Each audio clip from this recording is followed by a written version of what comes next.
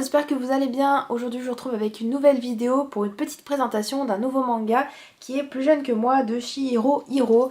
J'ai les deux tomes ici que j'ai lus plus ou moins à la suite, mais je vais vous parler principalement du premier tome vu que c'est une vidéo présentation.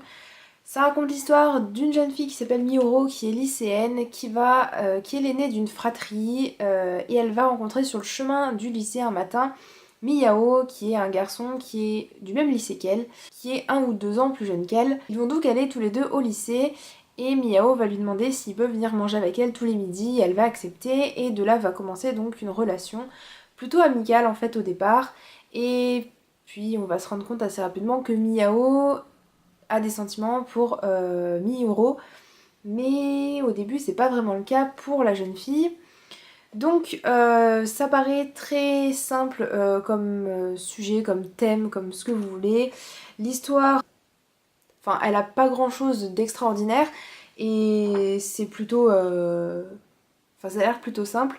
En fait on se rend compte dès le début que Miyao est attirée par Mihoro parce que voilà, par comment c'est dessiné tout ça, on voit déjà qu'il a un coup de cœur pour cette fille.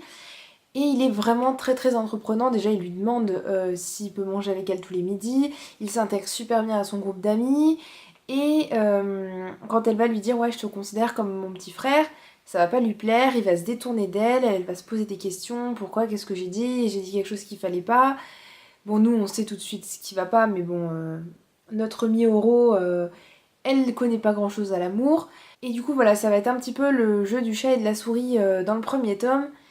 Et Mihoro va se rendre compte en fait que quand Miyao est pas avec elle, ben elle se sent un petit peu vide et elle a besoin en fait qu'il soit à côté d'elle, et donc c'est comme ça qu'elle va se rendre compte petit à petit qu'elle a des sentiments pour lui.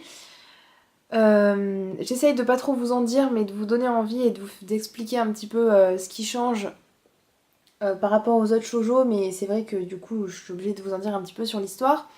Mais c'est dans ce sens-là du coup que je trouve que l'histoire est racontée différemment. Ce que je n'aime pas dans les shoujo, c'est quand la relation paraît complètement sortie de nulle part. Claque du doigt, c'est bon, ils sont tombés amoureux, ils se regardent de loin depuis le début de l'année, et hop, il y en a un qui balance un bout de papier, et hop, il y a les mains qui vont se toucher, hop, ils vont sortir ensemble. Là, c'est pas du tout le cas. En fait, si je devais résumer, c'est un shoujo des plus classiques, mais la réaction des personnages, leur personnalité et surtout du personnage masculin sont vraiment un plus, je trouve, pour ce shoujo qui est un shoujo feel good, donc pas prise de tête et qui se lit tout seul, terminé en 3 tomes. Donc j'ai déjà le deuxième tome, comme je vous l'ai dit au début, que j'ai lu, que j'ai bien apprécié. On a une sorte de rival un peu qui vient perturber, mais qui sera, je pense, plus présent dans le troisième tome. Mais voilà, les relations évoluent bien. Et voilà, je vous le conseille si vous voulez une petite série courte et sympa à lire.